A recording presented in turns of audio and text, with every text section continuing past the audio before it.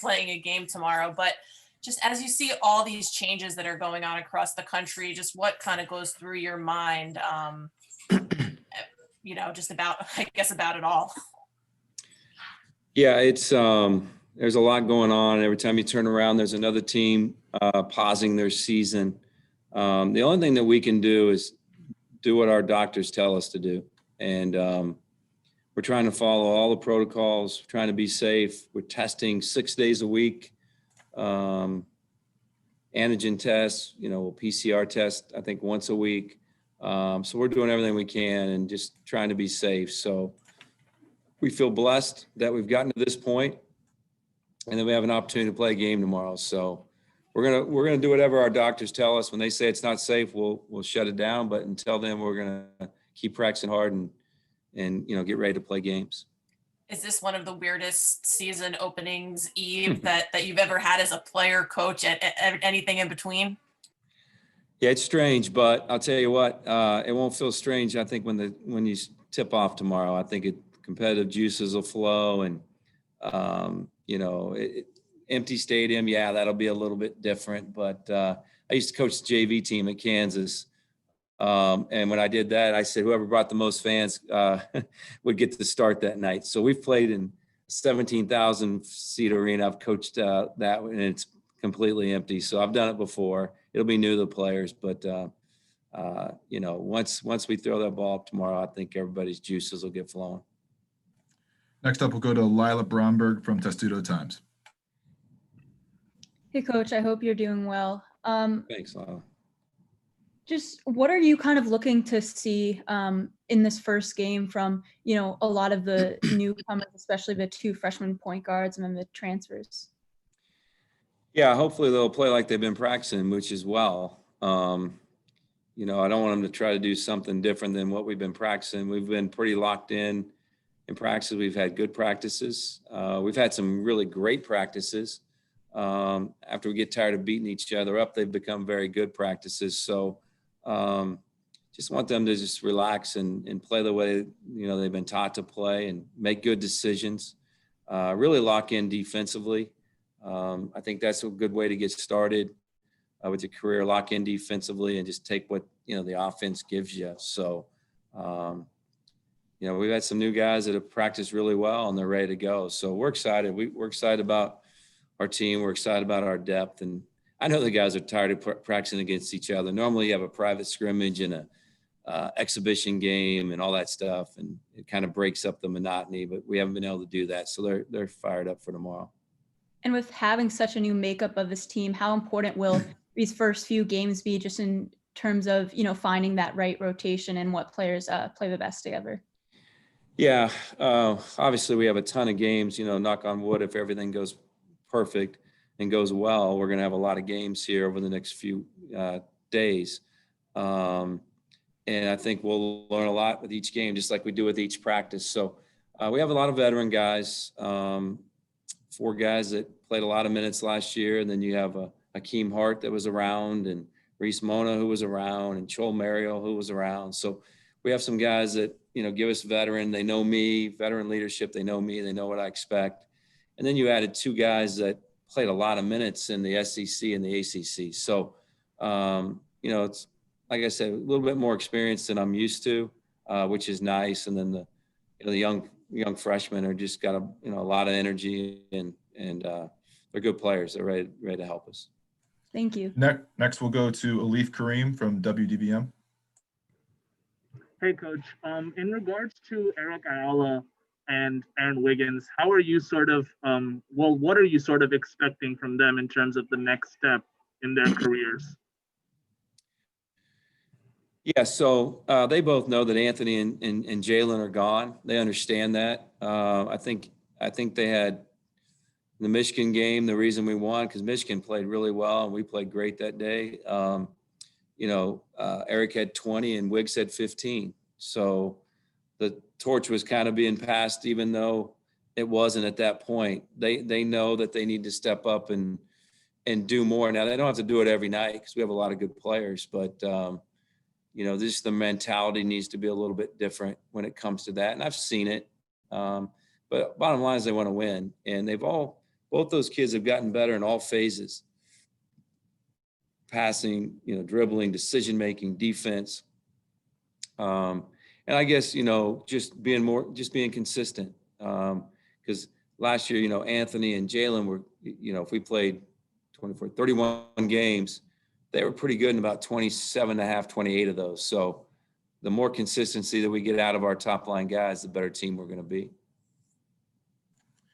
Next up, we'll go to Emily Giambalvo from the Washington Post. Hey, Mark. I was just first gonna ask logistically, is Chol, is he limited at all in terms of minutes, or is he pretty much good for whatever?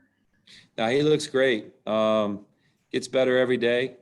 Still, you got to remember he took 3 years off basically, but pretty much pain-free and 100% pain-free in his left leg. Every once in a while, his right leg will hurt to the touch, but it's normal, and that'll eventually go away. His bones look great. Surgery was great. His timing's getting better. At times, there was a couple practices he looked, really, really great. And then in other practices, he, doesn't look quite as good. So it's a work in progress, but I think the more that he just gets repetition, reps and gets game reps, he's just going to get better and better. But Joel knows for him to really help us, especially as he gets back into playing shape and playing games, is defensively, he's got to be terrific for us in rebounding and use his size and length, especially around the rim. So I think he's happy. I think he's in a good place, and he's actually a little further along than I expected him to be at this point, considering we didn't have him in the spring, we didn't have him in the summer, and really, quite honestly, we lost about 4 weeks in the fall. So he's probably a little further along, which is a good sign. Next up, we'll go to Daniel Oyefusi from the Baltimore Sun.